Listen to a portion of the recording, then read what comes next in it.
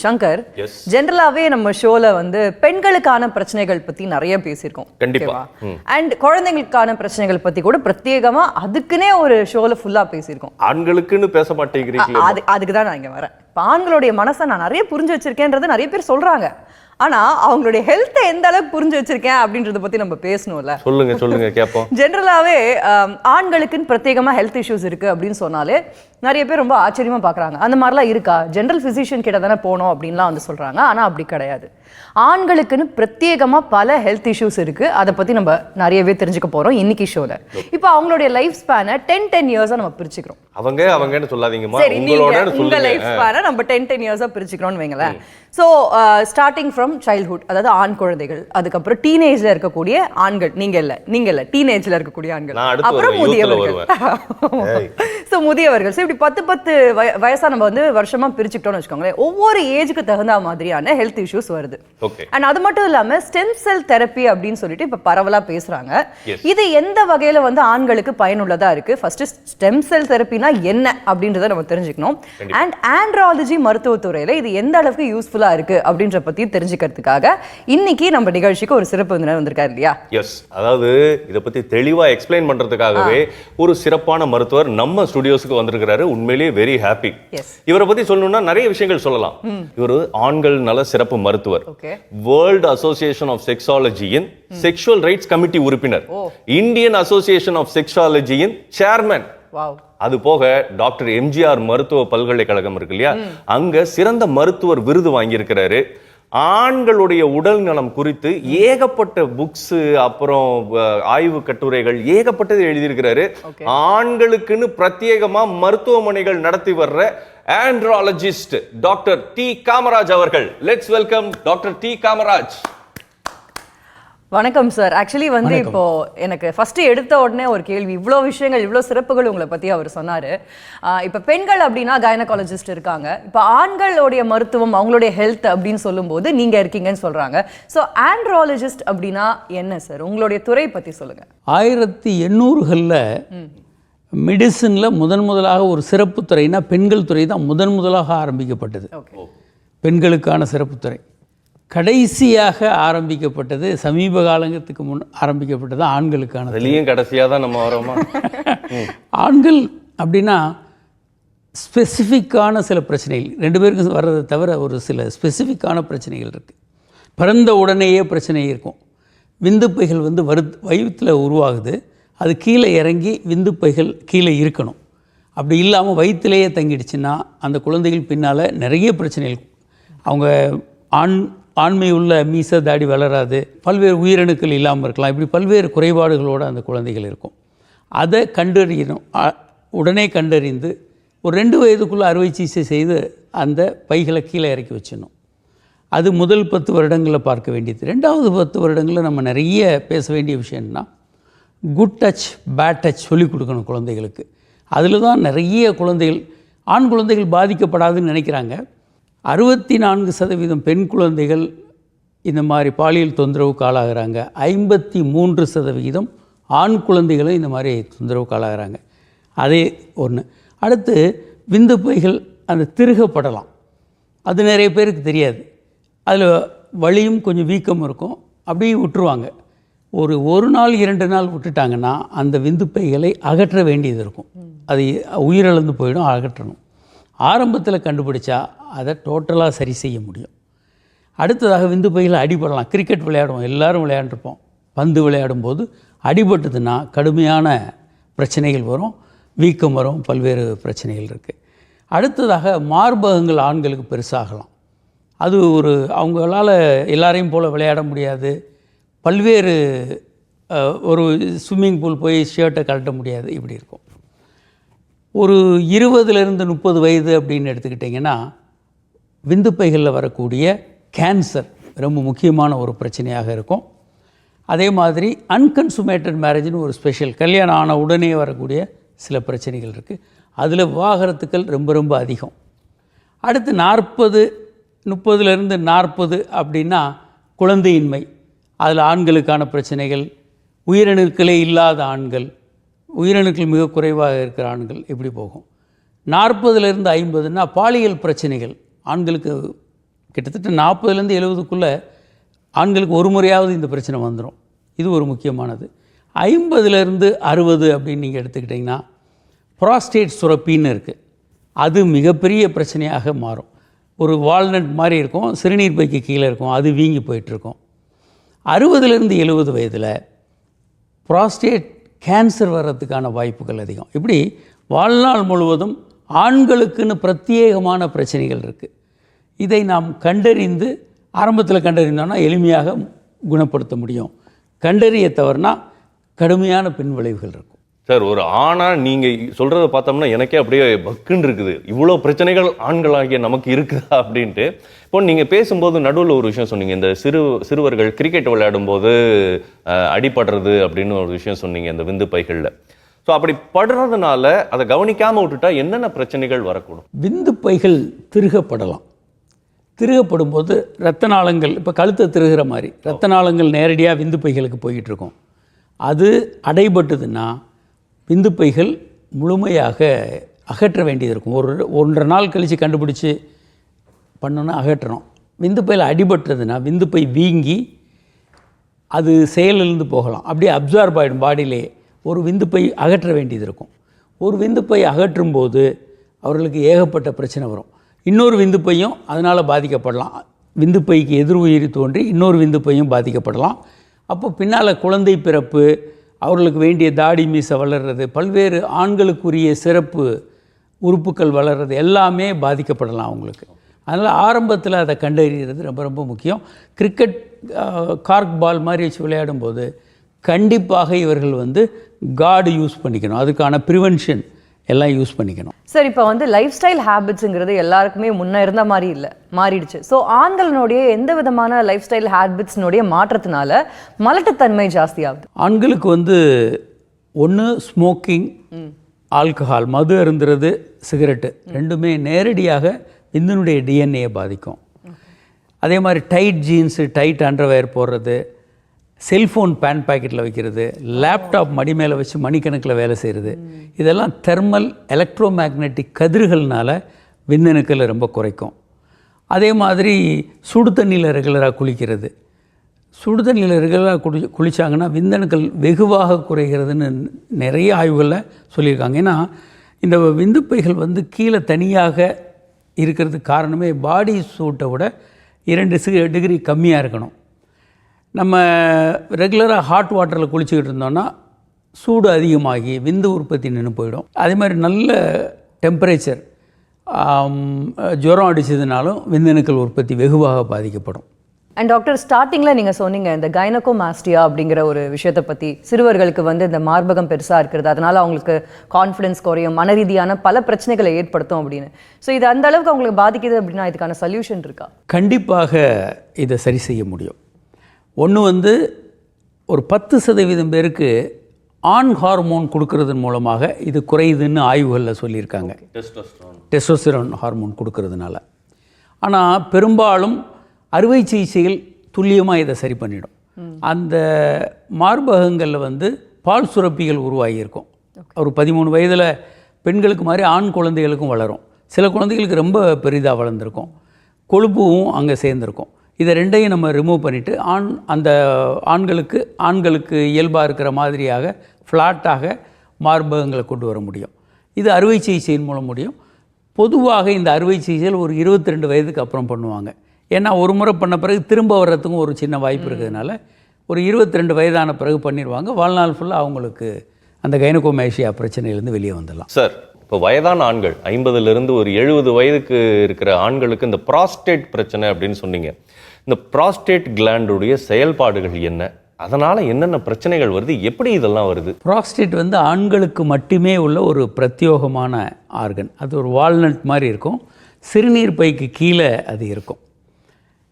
சிறுநீர் வர்ற குழாய் அதுக்கு நடுவில் வரும், ப்ராஸ்டேட்டுக்கு நடுவில் வரும். அந்த இடத்துல அந்த ப்ராஸ்டேட்டில் தான் விந்தணுக்கள் குழாயும் சேரும். அப்போது இந்த ப்ராஸ்டேட்டில் மெயின் ஃபங்க்ஷன் என்னென்னா விந்துக்கு தேவையான அந்த உயிரணுக்களுக்கு தேவையான பல கெமிக்கல்ஸை கொடுக்கறது. அந்த உயிரணுக்கள் 5% விந்து பைகள்லேருந்து உருவாகுது. ஒரு 55% திரவம் ப்ராஸ்டேட்லேருந்து வருது.